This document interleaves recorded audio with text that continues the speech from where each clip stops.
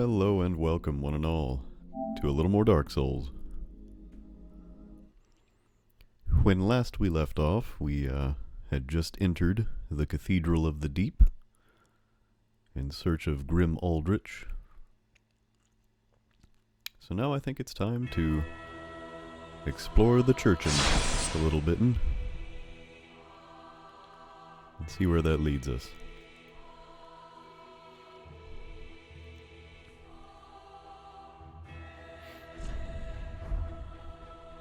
Alright. Sometimes it takes the server just a moment to get going, but we are good to go. As usual, we have respawned back in Firelink. But we did explore a bit around the church grounds and open up our first shortcut last time, so that will be incredibly convenient. Present me thanks past me for getting that far. Merciful goddess. This man is still praying. Which again, rest assured, we will interact with him soon. Well, sometime. I don't know how soon it will be.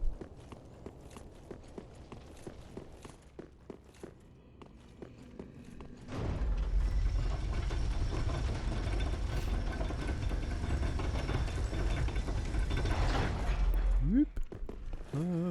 I'll send this back down, maybe? Alright. So, you can see some of the parishioners over there. We came from that direction last time. And there is a little bit we can find down here too.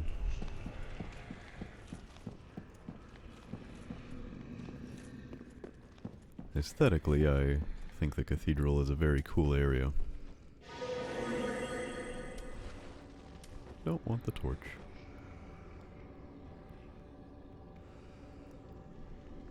Gives From Software a chance to show off their exquisite ability to render holy architecture. Oh.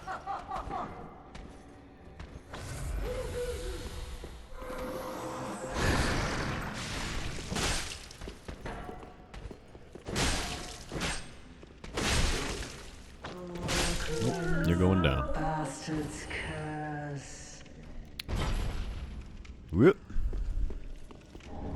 Though her body has derped out a little bit, you probably heard just then that the evangelists, as they're called, are some of the few enemies in Dark Souls that will actually speak. Certainly some bosses do, but... Oh, dang it. I knew that was coming.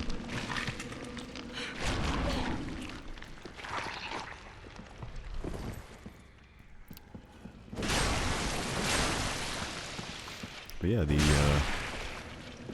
evangelists are, though they be undead, are actually pretty in control of their faculties. Which is an interesting development. Alright, now our goal is across the way there, that little doorway. But it will not be so simple getting to it. I knew you'd come up behind me. Now, without interruptions, I can steel myself for what's ahead. Alright. Because it's this guy. He does not like people running around out here. That ray. Whoop. I'll have to deal with that fist. Oh! Gonna deal with that fist, though. Hopefully that's the last one. Alright. Oh, that guy didn't fare as well as we did. Oh. No. But luckily, once we get in the doorway, the giant man calms down.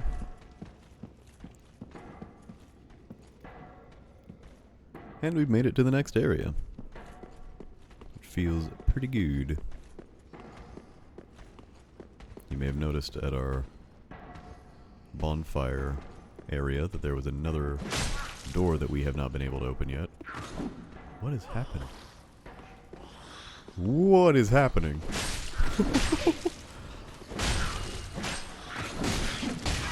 What is happening? So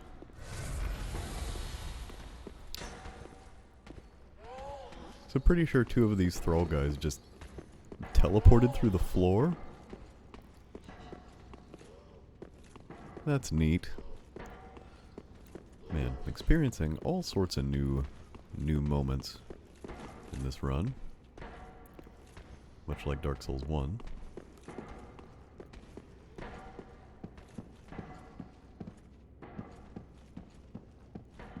Very neat and cool.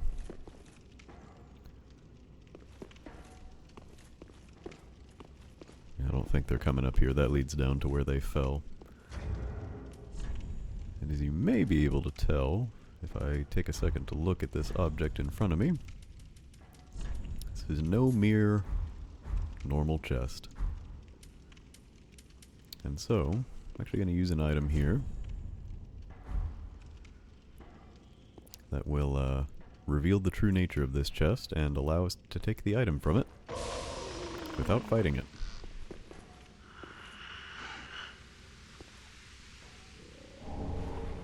A Deep Braille Divine Tome. Yeah, these undead hunter's charms, I genuinely forget if they've been in previous games. But they were used long ago by Lloyd's cleric knights on their undead hunts. Though All-Father Lloyd is long forgotten by the way of white, his hunts have lived on, and his charm allows one to challenge undead without fear of tenacious healing. So there are a couple of undead outside the church that are throwing these things at us. I think I got hit with one last time, and they prevent you from healing.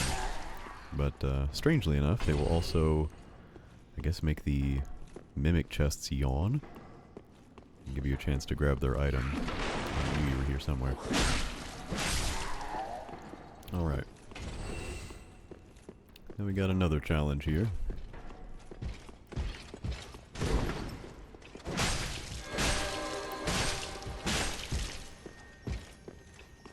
You guys will turtle up most of the time. Ah. I'll be honest, I haven't used a scythe in this game before, and I'm really glad I tried it, because that chip damage when they have their shield up is invaluable. Those guys are pretty impenetrable without that.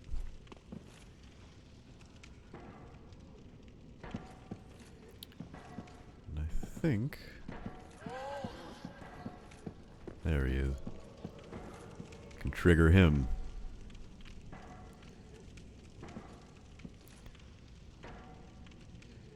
This guy may be familiar to you if you played Dark Souls 1 or watched my playthrough of it. Encountered this gentleman a few times, or one like him. But he's gonna cool guy walk up to us. Of course he can't run. There we go. I try to bait him back this way. Because there's a lot going on in that room.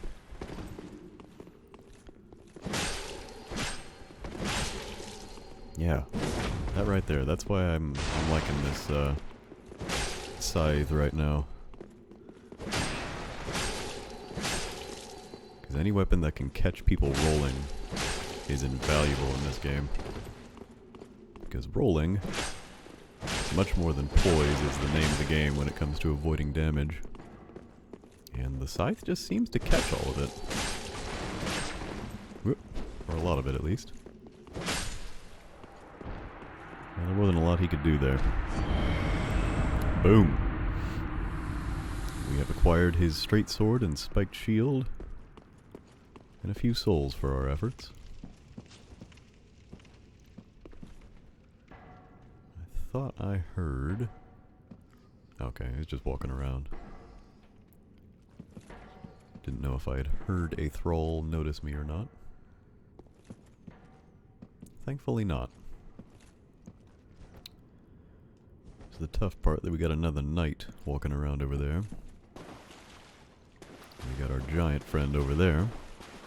So just a sense of where we are at the moment.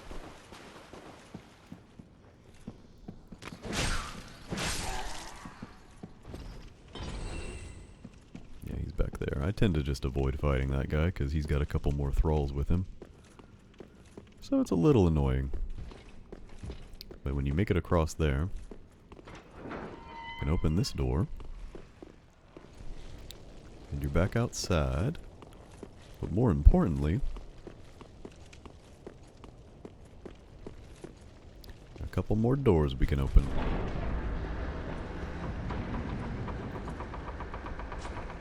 Now this door is important, as that elevator will take us to new heights.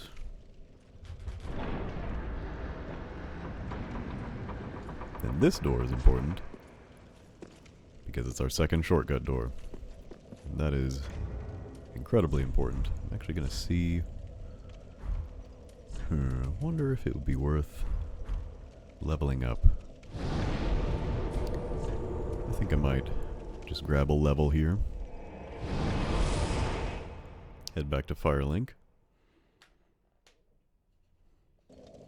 I don't think we really have any visitors at the moment. Welcome, host. Very well. That hey. Just take a quick level here. Let these manifestations. Go ahead and put it into dexterity. Up our damage a little bit. Farewell, Asher may the flame. And let's see. Don't think I have any items to give to anybody. I did get the... where'd it go? Deep Braille Divine Tome, and I do actually have to give those Paladin's Ashes away, but this Braille Divine Tome is actually intended to teach divine protection to the deacons of the deep, but later dark tales were added to its pages, such that it is now considered a thing profane. So much like the other Braille Tome we received, we can give this to Irina from Kareem, and she would give us some of the darkened miracles from its pages. But I don't want to do that, because that actually stymies part of her character quest. Gracious, let Iona. And I don't want to do that. And got a few more items here. Could actually get... is that the exile? Yeah. Could get a sage's big hat. Successors to the great sage Logan. Didn't really talk to him too much in the first game, but I didn't have much to do with magic in that one. Ashen one. Let me see here. I may be able to... Now I'm on large Titanite, aren't I, for my weapon upgrades. And I have none of that at the moment. So we're just gonna head on back.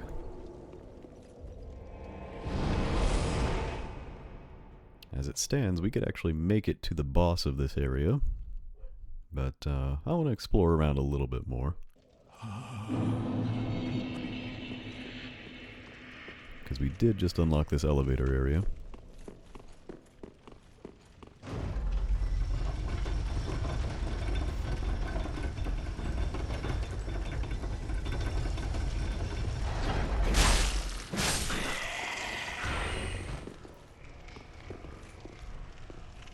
You may recognize this outdoor area. We've walked down there a few times now. But if you walk around this corner, there is a blessed ladder that will take you up, up, and away.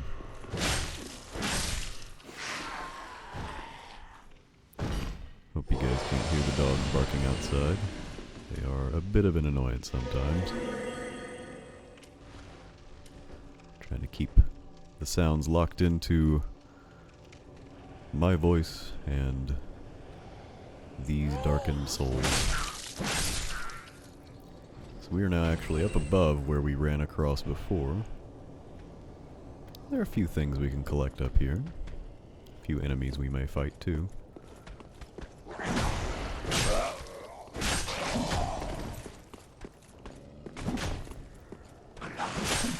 Ooh. Man, you see that hitbox porn? Oh. Swung right over me. That stuff's cool. They actually pay a lot of attention in these games to when you're supposed to be hit and when you shouldn't be hit.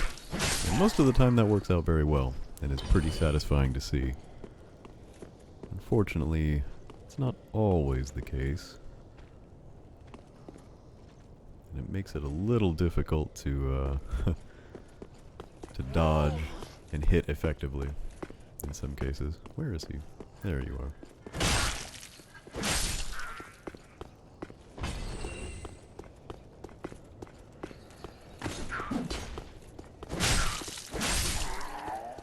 Yep. Meant to go to this next one. Little balcony out here. But I'm gonna have to face big bad halberdier. Luckily, +4 scythe doesn't do too bad against him right now. +4 is working out pretty well. I know you're here. Maybe? Or maybe I just heard the undead below. Either way, we got an air blessed. There you are.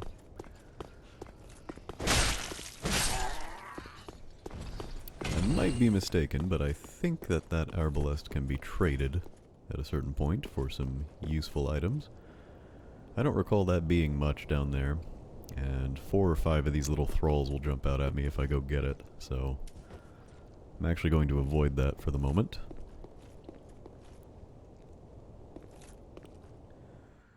I'm gonna try and do some fancy quick-stepping to get to the next point of interest, which is over there. See that little platform up about where my scythe is pointing? I'd like to get over there. Unfortunately, we have a few barriers to that I would not like to have to deal with all at once, if I could avoid it.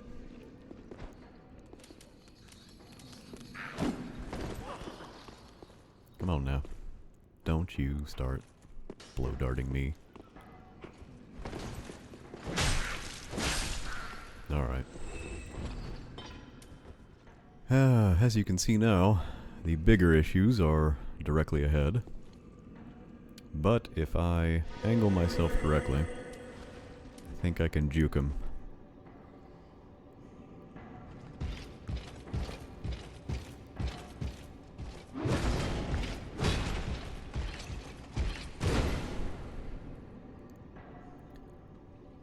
And hopefully not have them follow me.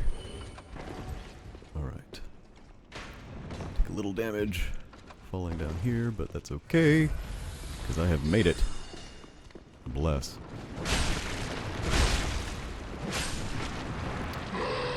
And now there's just slug boys to deal with. Which I will take. Or giant knights. Because these guys don't hit very hard. Yeah, attacking. And definitely. Pull this lever here as well. You can see something cool. Actually raises a walkway.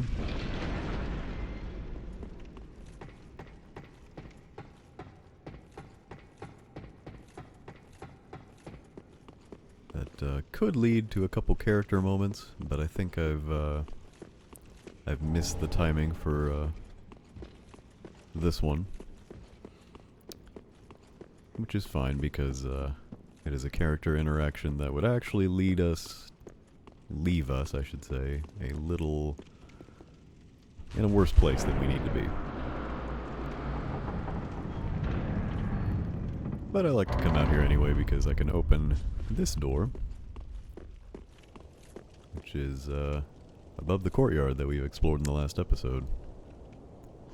See a helpful summon sign here. Red on the head. Not right now, but I appreciate your help, Red.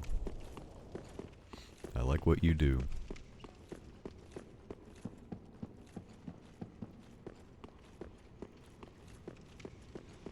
Anyway, there is a little bit more to explore over here. can see things are a little more corrupted and corroded over on this side of the cathedral, which is interesting. Got a few more slug boys to deal with over here. I did not kill him.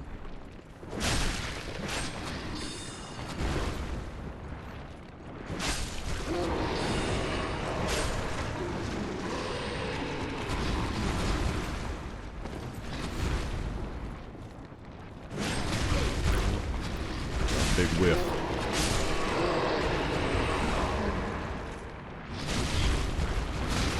Okay. I'm gonna bite my ankles till I die.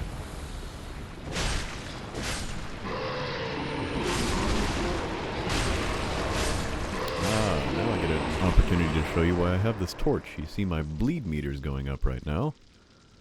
That's because I'm covered in leeches. Because they vomited leeches on me. A surefire way to get rid of them, though, is to equip a torch. It's a handy little bit of knowledge that I really enjoy. Oh, and you can sling the torch over your back. Huh. I don't know if I've ever noticed that before. All sorts of discoveries this episode. We're learning together. I get a soapstone from that guy. Which the red one will let you invade people, I believe. But I'm not about that life. What I am about is bonfires.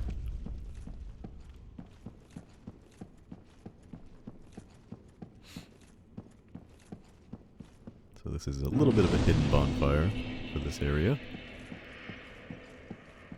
Moreover, because we defeated Kirk, we can actually get his armor.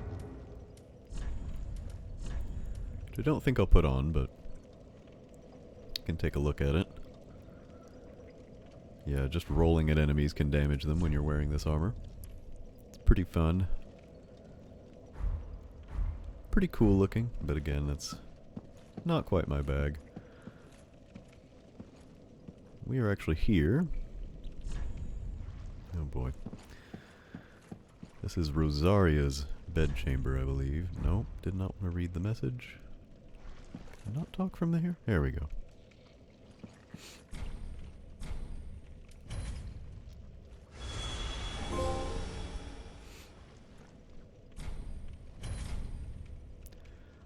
Now Rosaria is able to help us reallocate our stats, which is something they started allowing you to do in the second game. But this game, oh, alter appearance too. Huh. Yeah, I think both reallocating your attributes and changing your appearance with her costs some pale tongues, which you can get just by fighting in the main game. But it is also a reward for invasions, I believe, as one of Rosaria's fingers. Archdeacon Clem to serve Rosaria, Mother of Rebirth, equipped to pledge oneself to the Rosaria's Fingers Covenant. Yeah, they collect tongues in her name. Some do it to be reborn, others do it to help comfort their voiceless goddess. So yeah, we have a goddess here, Rosaria. And she just kind of chills. Again, she's just kind of a covenant spot for the game. Not a whole lot to her in terms of interaction or lore. Well, a little bit more with lore, but I think you get what I mean.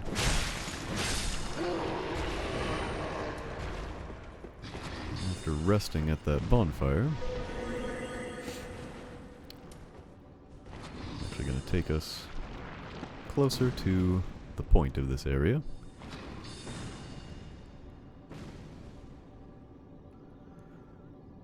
Good old spook spell. Lets you fall down and not just eat it entirely, which feels good. Now, we've got a bit of a barrier, as you can probably see, between us and the next portion of this area. I don't really want to waste my bombs.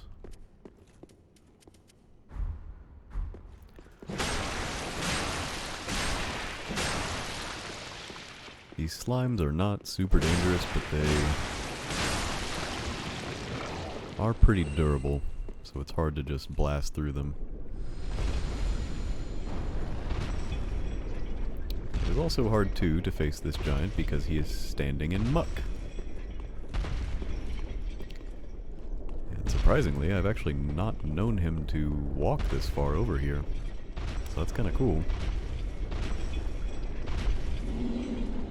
Oh, come on.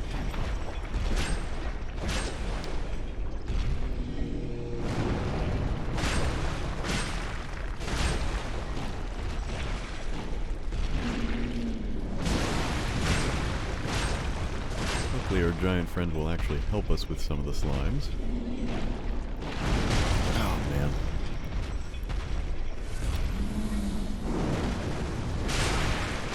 Weirdly enough, you can kind of just walk around his attacks. Hey, how did that happen?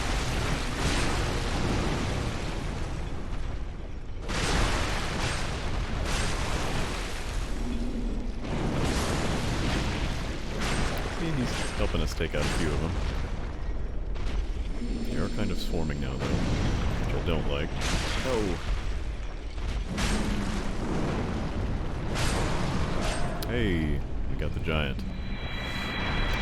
Yeah, it's hard to tell how far you're getting in that fight, but you can actually do pretty well just by staying between his legs and just biting his ankles. Ow.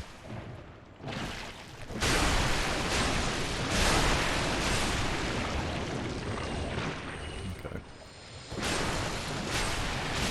No. A lot of range on that. Okay.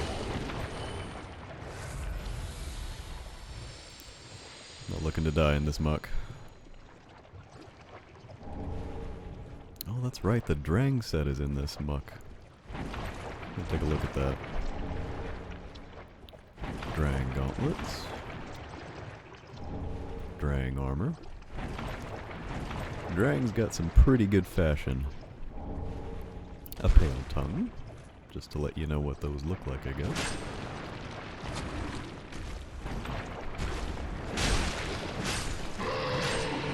Okay. Some souls.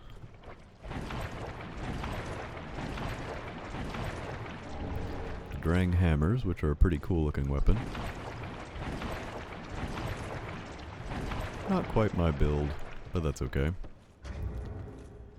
Yeah, I'm actually gonna take a look at the Drang set. Maybe wear it too.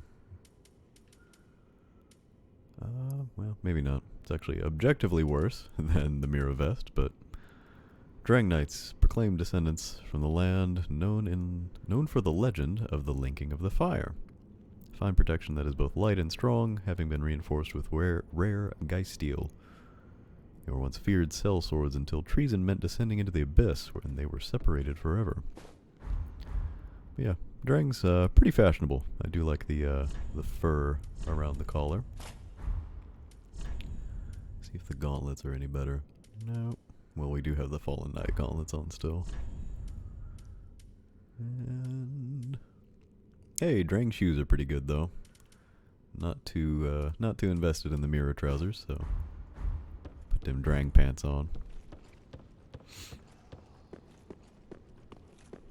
All right.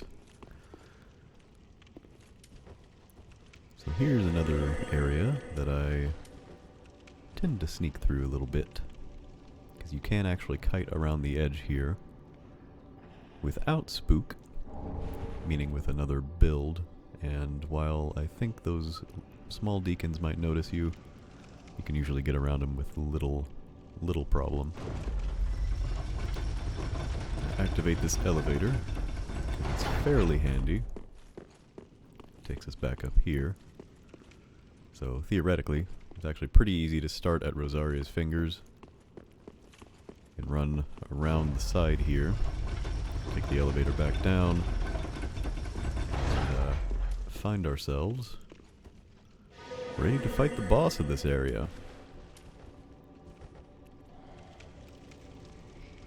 This guy will probably notice us. Oh, he did. Oh, he did.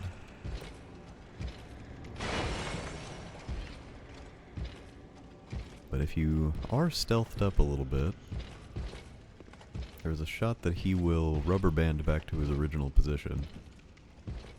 So I don't even have to fight him, which feels good.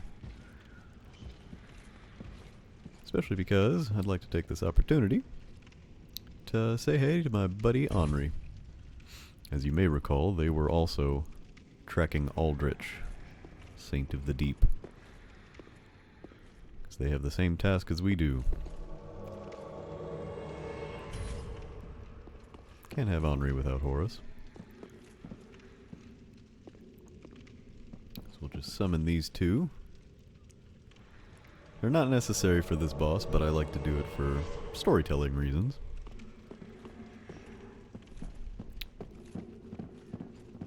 We have the same task. We serve the same master. So whatever we find in here, we will face it together. And that is a bunch of church people.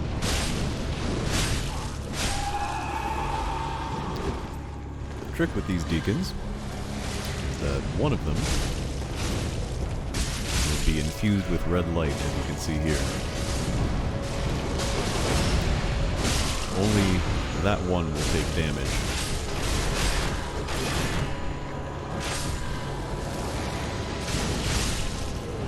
And that is the case for most of this boss fight. That's around the first half or so. After you kill so many, you'll have that attribute. Eventually you will summon the true boss.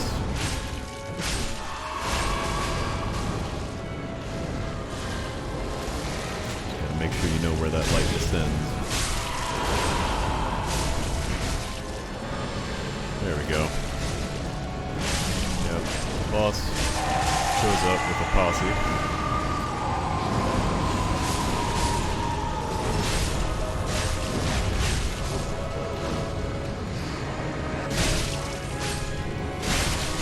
Also a great fight for the scythe. Demonstrate just how much good it can do.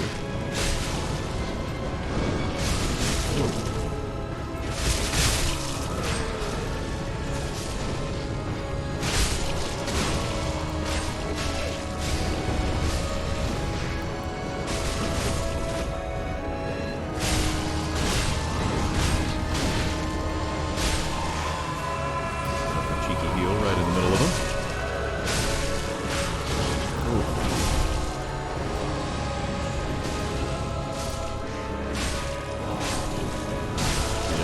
Not perhaps From Software's greatest boss battle. Not by any means, but has some lore significance. Once you take out the Archdeacon, you have defeated them. Henri and Horus calm down in a minute. So, we found the tomb of Aldrich, Saint of the Deep. But we have not found Aldrich. I forget if there's an item over here. Part of me wants to say there is. Nope. All we found were the deacons. Let's take a look at their soul real quick.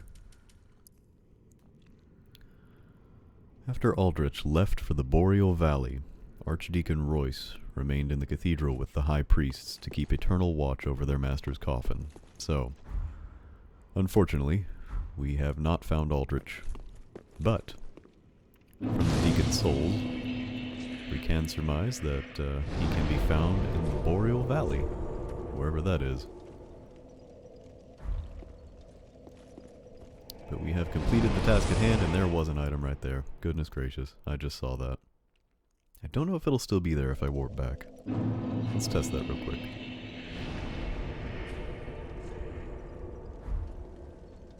I want to see, because the game just gives you the key items there. And I'll take a look at that in a second too. Ah, good. They don't just leave. Ah, yes. The Archdeacon set. You can become Battle Pope. Actually gives pretty good magic protection. Do some cleric gloves.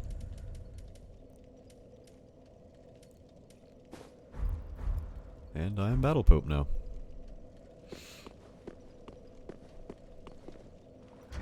Might have a little bit lore of lore. Of the 3 Archdeacons of the Deep, one stood over Aldrich's casket with the hope that he would one day return.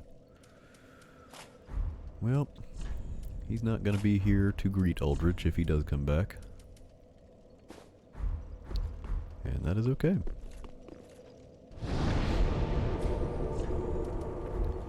Because I guess the whole conceit of this church and cathedral is that Aldrich kind of drug this entire congregation along with him in his descent. Both moral descent and kind of literal descent into the dark. And Henri and Horace are back here in Firelink 2. Oh, and we meet again. We spoke before on the Road of Sacrifices. Henri of Astora. I'm well pleased to see you safe. We reached the Cathedral of the Deep, but Aldrich's coffin was empty. The man-eater must have left for his true home. The little doll in the empty coffin told me. Aldrich is said to hail from Irithyll in the Boreal Valley, an ancient fabled city. A pilgrim told me that the city lies beyond Farron Keep, and so becomes our destination. What say you, Horace? I agree. So yeah, I like kind of following Henri and Horace's journey. They become some of the bros for the portion of this game. Aha, that's all. Just gonna take a quick look at the deacon's weapons here. Cleric's candlestick is not worth getting. I think it's actually one of the worst weapons in the game. And Deep Soul is not really necessary, I don't think. Fires Dark Soul dregs. But that's okay. I think I'm just gonna take the souls.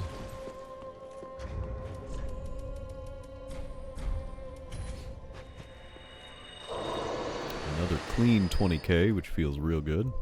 Welcome, host. Very well, then hey.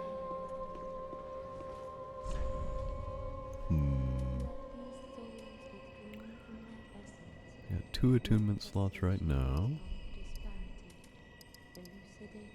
Okay, so I got 4 levels to work with here.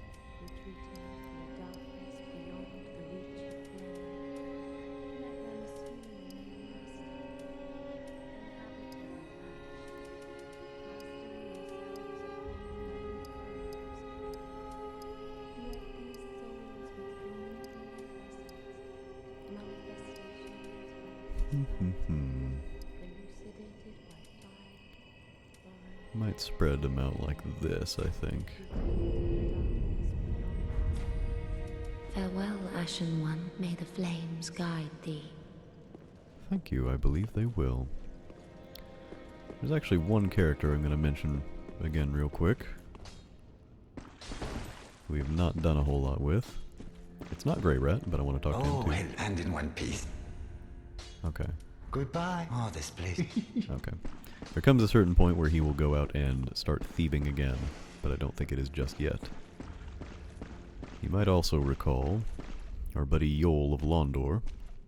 Oh, our champion of Ash, welcome home. This is where he's been hanging out. This pilgrim, with a debt in death, hardly deserves to behold this divine flame. And I never would have, had you not taken me into your service. I thank you dearly for this, and assure you of my leal service. here's the thing. Our buddy Yule can give us a couple of magic spells. Not a whole lot. What he will offer to do is draw out your true strength, which in this game actually equates to some free levels. I think you can do it about 5 times with him, where he will give you a free level up in any stat that you want. That, however, I see is, depending on what ending you want to go for in this game, is a bit of a trap. Because, As I have said, I don't know if he'll I was explain it once further a here. sorcerer. If not, I'll tell you. Alas, the magic of Londor is a far cry from the wonders of Vinheim. But I can teach you what I know. Perhaps, more importantly, I believe that I can help tease out your true strength. We pilgrims of Londor are keenly aware that those branded by the dark sign possess something quite special. Didn't actually know he gave me a gesture there. Be safe. Yeah, there's a price to be paid with him drawing out your true strength. And that comes in the form of hollowing, as you may recall from the first game. Yeah, letting him draw out your true strength in those levels will cause you to hollow every time you die. And that will actually be, I believe, a permanent condition, unless you're able to get that taken care of. And that's not really something I'm into with this game. I prefer to stay non-hollow, because that hollowing is actually involved in another ending, which I will not be going for. And I think, in fact, the ending I do want to go for is a little bit antithetical to that. Just in my mind, and I'll explain further as we get closer to it, but we're well away from the end of this game at this point. Henri mentioned, too, that peculiar doll told him to go to Irithyll. The legendary old city of Irithyll, situated in the Boreal Valley, the Pontiff Sullivan gave this doll to valued subjects, so they might use it to cross the barrier when they return home. Listen carefully and you can hear it say, "Wherever you go, the moon still sets in Irithyll. Wherever you may be, Irithyll is your home." So, this strange speaking doll was given to Aldrich, it seems, by the Pontiff Sullivan, so that he could return home to Irithyll in the Boreal Valley. And you may notice, or recall, that we have actually already encountered someone from the Boreal Valley, and that was Vort, one of the first bosses we fought in this game. And so good old Vort is actually a representative of the Boreal Valley.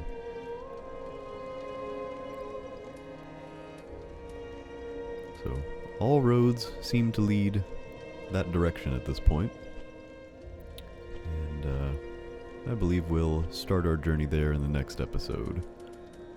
It'd be a bit of a task at the moment to get to that point from here, so I think I'll cut off for now, but I appreciate you guys sticking around and watching, and I hope it's entertaining and informative, and yeah, I will see you next time.